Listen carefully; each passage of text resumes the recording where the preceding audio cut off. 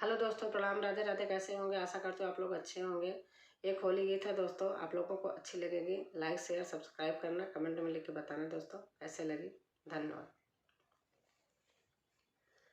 होली खेले उमा संग त्रिपुरारी, होली खेले उमा संग त्रिपुरारी, होली खेले उमा संग त्रिपुरारी, होली खेले उमा संग त्रिपुरारी। अरे कर श्रृंगार उमा भई ठाड़ी, कर श्रृंगार उमा भई ठाड़ी, उमा भई ठाड़ी, उमा भई ठाड़ी। अब देख उमा को भंडारी, अब देख उमा को भंडारी, होली खेले उमा संग त्रिपुरारी, होली खेले उमा संग त्रिपुरारी, होली खेले उमा संग त्रिपुरारी।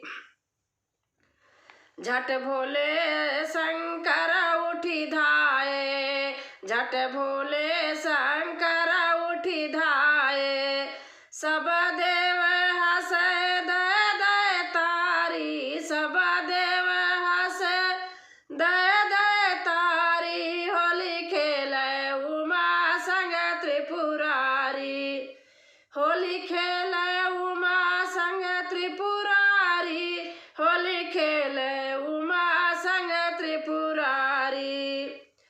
शिवजी उमा को रंग लगावे, शिवजी उमा को रंग लगावे, रंग लगावे हो रंग लगावे। सब भूतों ने मारी किलकारी, सब भूतों ने मारी किलकारी, होली खेले उमा संग त्रिपुरारी, होली खेले उमा संग त्रिपुरारी, होली खेले उमा संग त्रिपुरारी। थाल गुलाल उमा भर लाई, थाल गुलाल उमा भर लाई, थाल गुलाल उमा भर लाई, उमा भर लाई, उमा भर लाई। अरे भोले ने ले ली पिचकारी, अरे भोले ने ले ली पिचकारी, होली खेले, होली खेले उमा संग त्रिपुरारी, होली खेले उमा संग त्रिपुरारी, होली खेले उमा संग त्रिपुरारी, होली खेले उमा संग त्रिपुरारी। प्रथम बार भोले ने कियो है, प्रथम बार भोले ने कियो है, भोले ने कियो, अरे भोले कियो है। अरे रंग दई पार्वती सारी, अरे रंग दई पार्वती सारी, होली खेले, होली खेले उमा संग त्रिपुरारी, होली खेले उमा संग त्रिपुरारी।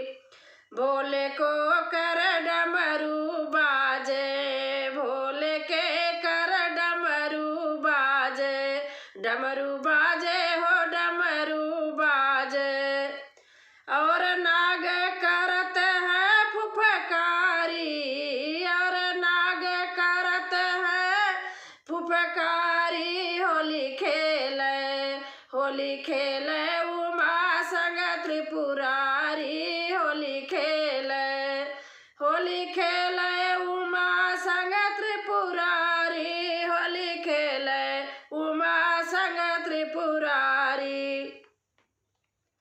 उमा चरण पायलिया बाजे, उमा चरण पायलिया बाजे, पायलिया बाजे, पायलिया बाजे, उमा चरण पायलिया बाजे।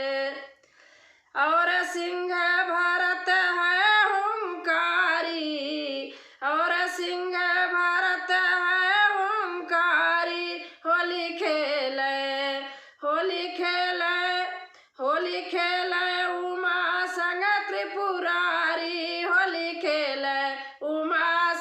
त्रिपुरारी।